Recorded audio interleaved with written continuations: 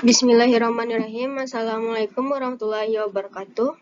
Perkenalkan, saya Tiara Surayuni dengan NIM 19231150 dari jurusan Pendidikan IPA kelas D. Di sini saya akan menyampaikan laporan kunjungan konservasi penyu di Pantai Pasir Jambak, mata kuliah konservasi sumber daya alam, dosen pengampu Dr. Skunda Dilia Rosta, MPD. Di sini saya akan membahas tentang tujuan laporan konservasi penyu, jadwal pelaksanaan, pengertian konservasi, sejarah dan pengelolaan konservasi Pantai Penyu Pasir Jambak, jenis-jenis penyu, cara pemindahan telur, semi alami, pelepasan tukik ke laut, faktor yang mempengaruhi produksi penyu, siklus hidup penyu, fasilitas konservasi penyu, dan yang terakhir dasar hukum. Pertama itu tujuan laporan konservasi penyu ada 3.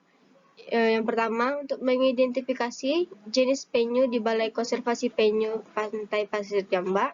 Yang kedua untuk mempelajari apa saja yang ada di Balai Konservasi Penyu Pantai Pasir Jambak. Yang ketiga untuk mengetahui permasalahan yang muncul selama kegiatan konservasi di Balai Konservasi Penyu Pantai Pasir Jambak. Selanjutnya itu jadwal pelaksanaan. Lokasinya di Pantai Pasir Jambak, Padang, pada hari Rabu tanggal 26 Mei 2021, waktu jam 10 sampai selesai. Selanjutnya itu pengertian konservasi. Secara umum, konservasi mempunyai arti pelestarian, yaitu melestarikan atau mengawetkan daya dukung, mutu, fungsi, dan kemampuan lingkungan secara seimbang. Konservasi merupakan salah satu upaya untuk mempertahankan kelestarian satwa.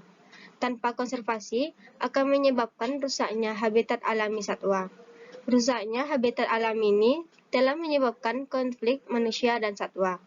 Konflik antara manusia dan satwa akan merugikan kedua belah pihak. Manusia merugi karena kehilangan satwa, bahkan nyawa. Sedangkan satwa rugi karena akan menjadi sasaran balas dendam manusia. Selanjutnya itu sejarah dan pengelolaan konservasi penyu di Pantai Pasir Jambak. Konservasi penyu ini dikelola sendiri, yang ketua konservasinya adalah Abang Yose. Awal kegiatan konservasi penyu ini dilaksanakan pada tahun 2013, karena sebelumnya pemburu-pemburu telur penyu yang ada di Pantai Pasir Jambak mengambil telur penyu itu diperjualbelikan untuk konsumsi. Bahkan penyu tersebut sempat dibunuh untuk pengambilan telurnya, dan bangkai penyu dibuang sembarangan. Pada tahun 2017, Daihatsu memberikan bantuan bangunan untuk konservasi penyu di Pantai Pasir Jambak. Saat melakukan pengamatan, ada satu jenis penyu sisik yang terdampar di dekat rumah pemukiman warga. Penyu sisik itu keadaannya kurang sehat, jadi pemilik konservasi penyu ini membawa penyu sisik ke dokter hewan. Apakah ada yang sakit atau yang terluka di badannya? Menurut orang yang mengelola konservasi penyu, penyu ini tidak boleh dipelihara karena harus sesuai dengan SOP. Penyu harus sesuai dengan habitat ekosistemnya. Setelah telurnya menetas, penyu tersebut dilepaskan ke laut. Saat dilepaskan ke laut, kita harus mengetahui atau melihat apakah cuaca atau kondisinya sesuai dengan saat pelepasan penyu. Penyu mempunyai cadangan makanan selama 1 minggu, mau bertelur sampai 1 minggu kemudiannya. Kalau misalkan penyu itu dipelihara di kolam, kemudian kasih makan terus, saat dilepaskan ke laut, penyu tidak terbiasa mencari makanan sendiri di laut. Pencarian telur penyu di pantai dilakukan pada malam hari secara bersama-sama. Pemeraman telur sampai menetas perlu waktu selama 55 hari sampai 56 hari atau 2 bulan. Ada juga telur penyu yang gagal dalam menetas. Itu disebabkan kadang tergantung cara pengambilan telur penyu di pantai. Pada Pantai Pasir Jambak, penyu lekang sekali menetas, telurnya 7-130. Pada penyu hijau, 80-140 telur. Pada penyu sisik, 80-200. Ukuran telurnya kecil daripada telur penyu yang lain. Pemindahan telur untuk menetaskan harus diambil satu persatu, tidak boleh sekali banyak, karena bisa mengakibatkan telur itu gagal dalam menetas. Selanjutnya itu jenis-jenis penyu. Dari total 7 jenis penyu di laut di dunia, ada 6 jenis yang dilindungi di Indonesia dengan sesuai dengan perundangan pemerintah. Yang pertama itu penyu belimbing, yang kedua penyu hijau, yang ketiga penyu sisik, yang keempat penyu tempayan, dan yang kelima penyu lekang. Penyu yang ada pada konservasi penyu pantai Pasir Jamba ada 3 jenis, yaitu penyu sisik, penyu hijau, dan penyu lekang.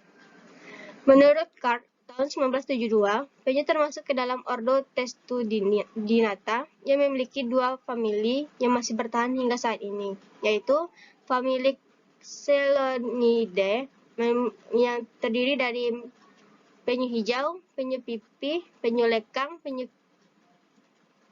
penyu sisik atau penyu karet atau penyu tempayan. Yang kedua itu famili Dermoselidae meliputi klasifikasi jenis penyu laut yang hidup di perairan Indonesia adalah penyu hijau, penyu lekang, penyu sisik, penyu tempayan, penyu pipih, penyu belimbing.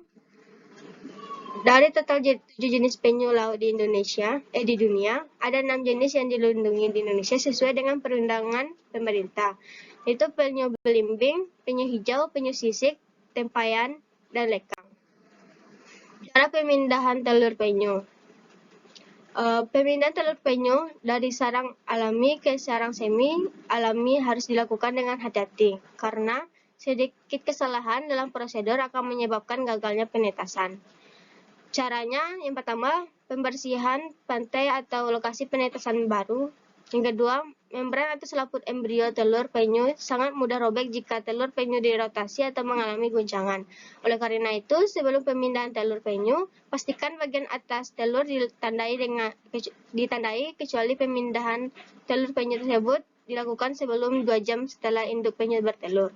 Yang ketiga, telur penyu yang akan dipindahkan dimasukkan ke wadah secara hati-hati. Pemindahan dengan ember lebih baik dibanding dengan karung atau tas. Yang keempat, telur penyu tidak boleh dicuci dan harus ditempatkan atau ditanam segera dengan kedalaman yang sama dengan kondisi sarang aslinya, biasanya sekitar 60-100 cm. Yang keenam yaitu ukuran dan bentuk lubang juga harus dibuat menyerupai ukuran dan bentuk sarang aslinya. Ukuran diameter mulut sarang penyu biasanya sekitar 20 cm. Yang ketujuh itu jarak penanaman sarang telur satu dengan yang lainnya sebaiknya diatur. Yang kedelapan, ketika ditanam, telur penyu ditutupi dengan pasir. Yang kesembilan itu peletakan telur penyu ke sarang penetasan. Selanjutnya itu semi alami. Proses penetasan telur penyu secara semi alami dalam suatu wadah. Hal yang perlu diperhatikan bahwa penetasan telur penyu secara semi alami dalam suatu wadah pembuatan juga mempunyai kelemahan, yaitu apabila dilakukan secara terus-menerus dapat menimbulkan ketidakseimbangan populasi di alam, karena perlakuan suhu dalam proses penetasan telur penyu dalam wadah buatan tersebut dapat mempengaruhi jenis kelamin tukik. Sebutir telur yang menetas secara alami semestinya jantan, akan tetapi karena perlakuan suhu dan dalam proses penetasan telur penyu dalam wadah buatan justru menjadi betina dan sebaliknya. Selanjutnya itu pelepasan tukik menuju ke laut. Tukik menetas setelah sekitar 7-12 minggu. Kelompok tukik memerlukan waktu 2 hari atau lebih untuk mencapai permukaan pasir.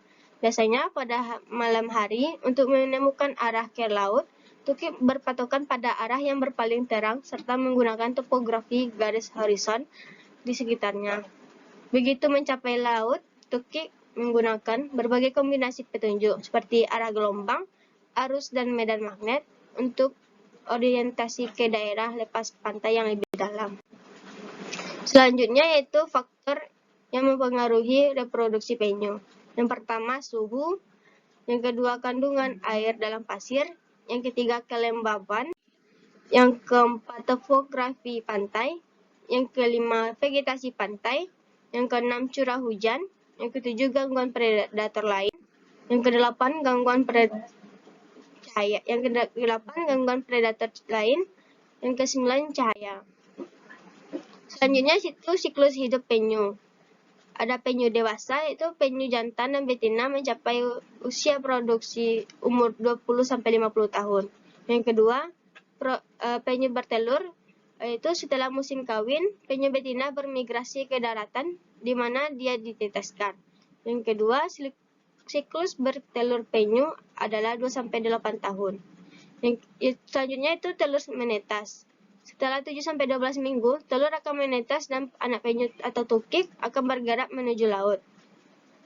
Selanjutnya itu tukik menuju laut. Tukik akan bergerak menuju laut untuk bertahan hidup dan menjadi penyu dewasa.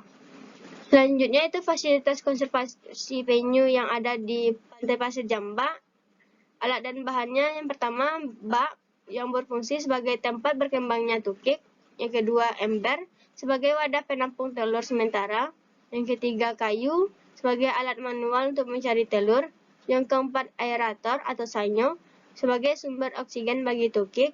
Yang kelima, pasir sebagai tempat sarang telur. Yang keenam, air laut sebagai media hidup tukik. Selanjutnya itu dasar hukum.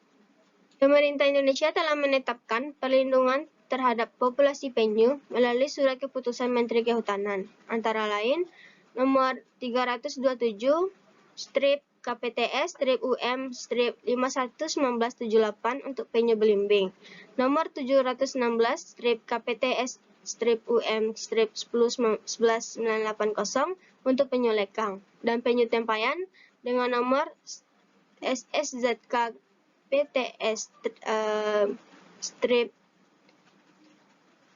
11/1992 untuk penyu sisik, dan Peraturan Pemerintahan Nomor 7 Tahun 1999 untuk penyu hijau.